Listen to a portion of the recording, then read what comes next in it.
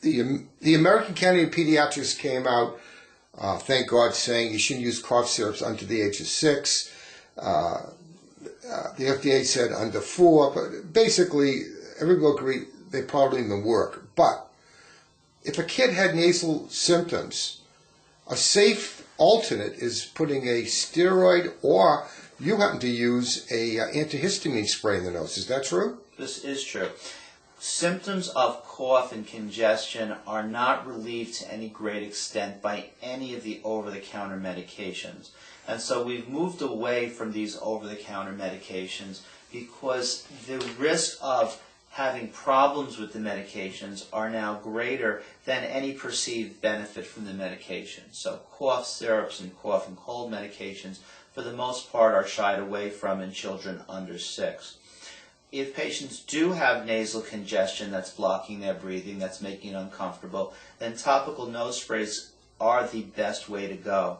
Simple nasal saline, saltwater nose drops, is a starting point. Sometimes just thinning the secretions out is enough to make it more comfortable and help the child sneeze or blow their nose and clear it. Beyond that, your physician could prescribe a nasal steroid or nasal antihistamine. Nasal steroids are mostly beneficial if allergies are the primary cause of the congestion. When viral infections are the cause of the infection, then nasal steroids aren't going to give you that degree of benefit. A nasal antihistamine called Astelin or Astelin has been on the market now for a number of years, which is approved both for allergic rhinitis, runny nose caused by allergies, as well as vasomotor rhinitis, which is runny nose caused by irritants, infections, other triggers. What age group can it be used in?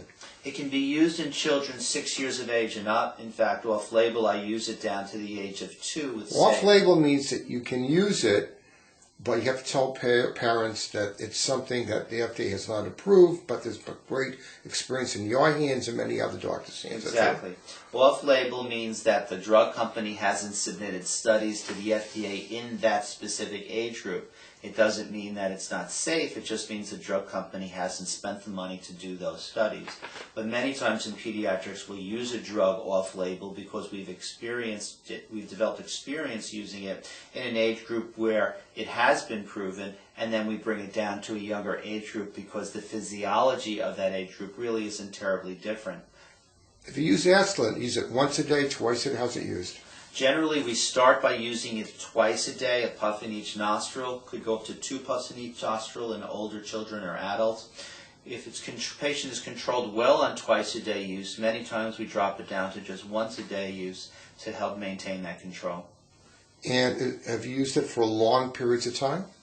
I've used it for very long periods of time. In fact, it's approved for chronic use, so it's not the kind of medication where you have to limit the time of its use because of complications. It has a very good safety profile. Is there any side effect that you have come across that you're concerned about? The only side effect that really comes up in my experience is that it does have a funny taste, and some patients just don't like the flavor of the medication. That would be the one side effect that could be annoying. Sometimes it's a little irritating to the nose, as any nose spray might be. Can it cause sometimes a little nosebleed? On rare occasion, I found that it causes much less nosebleed problems than the inhaled corticosteroids do. The nasal steroids seem to have more nosebleed issues. Astelin, since it is not a steroid, has not had that degree of epistaxis, of nosebleeds associated.